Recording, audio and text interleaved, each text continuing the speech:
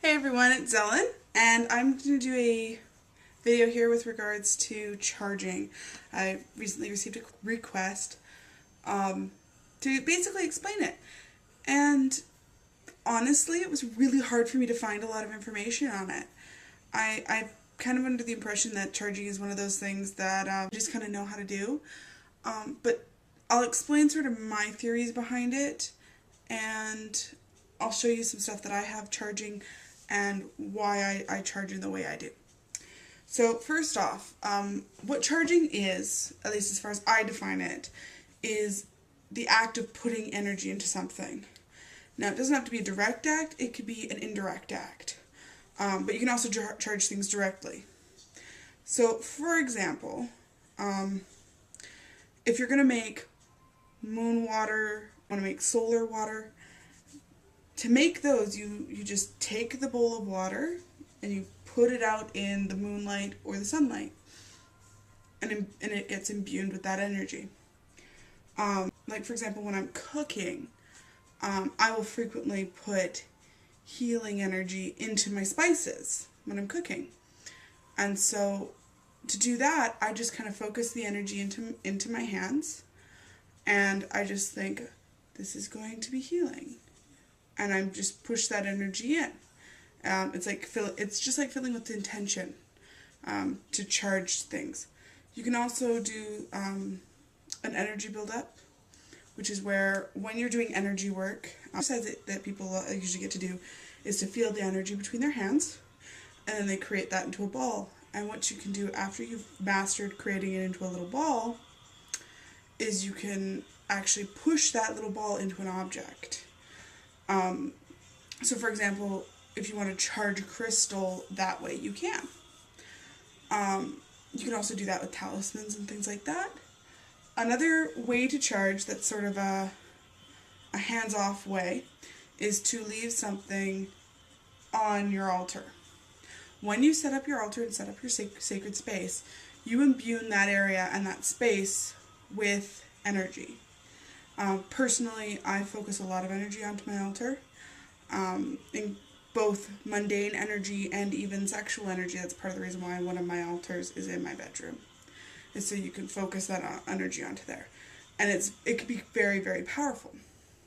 And then when you place your objects on the altar to charge, they absorb some of that energy. And so basically everything on your altar has this sort of power to it. And when you then take it off and use it for something else, or use it for its purpose, it still has that charged energy in it. I'm hoping this is making some sort of sense.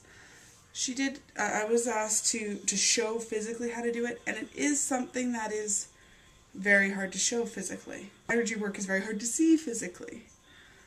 It's more of an up here concept. So I hope this was somewhat informative. But yeah, the basic ways that you can charge things as an overview is you can leave it on your altar or in a sacred space. You can charge it by sun or moonlight. You can charge things, and you can also charge things by directing energy into it. And depending on what kind of energy you direct into it, you get different results. So I did say I was going to show you guys some of the things that I have charging, and I just wanted to show you really quick. Here, this candle here is St. Agatha. Got a little close to the other candle. This is a St. Agatha 7-day pillar, and she's been charging on my altar for a little while now. She's for a friend of my mother's whose daughter has actually come down with, or been diagnosed with breast cancer. And St. Agatha is the patron saint of breast cancer. So I'm hoping that this 7-day candle will at least ease her a little bit. But sitting on the altar is a way for it to gain some energy and just sort of grow some power. So hopefully it can do something to help her. Another example of stuff that I have charging on my altar, which I always have on my altar, is this is my pendulum. Oh my goodness, I can't believe I called this a pentacle. And in this box is my Book of Shadows. Oh my goodness, my brain is just oozing out of my ears. It's my tarot So I've got my tarot and my pendulum sitting here, always charging, always gaining energy, and also always adding a little bit of energy to everything. As well, part of the reason why I keep most of my stones on here. Although recently I received this. I gotta show you guys this. Ooh. Ooh, Jack Opal. You'll know what this is. I love it. This was made by Jack Opal, which if you've not seen his channel, you should, because he's awesome. But this is a, not a rune bag, a stone bag that he made, which I love. I think he put some oils on it, like, I can't tell. But it smells really awesome, and I've had to be locking it up here, because if it's in the rest of my cupboard, Miss Cleo and Alistair, my two little fuzzy children, keep stealing it, and then I find it in all sorts of weird places, so I have to lock it up, because they really like the smell of it.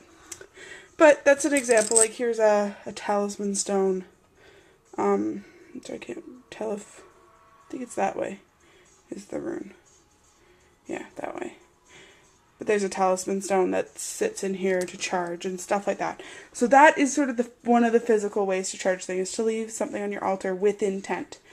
You know, and when you're actually putting it down on the altar, just say, I'm putting this here to charge. And then ta-da, you're done. So I hope that sort of answered some of your questions. I know it wasn't exactly a how-to demonstration, but the hands-on demonstration part of it really is just me waving my hands around and saying things, and it comes off as very silly when I play it back. So I'm sorry. If there is any more questions, please feel free. Let me know if you want me to go into more detail with one regards or another, and I will be more than happy to do another video.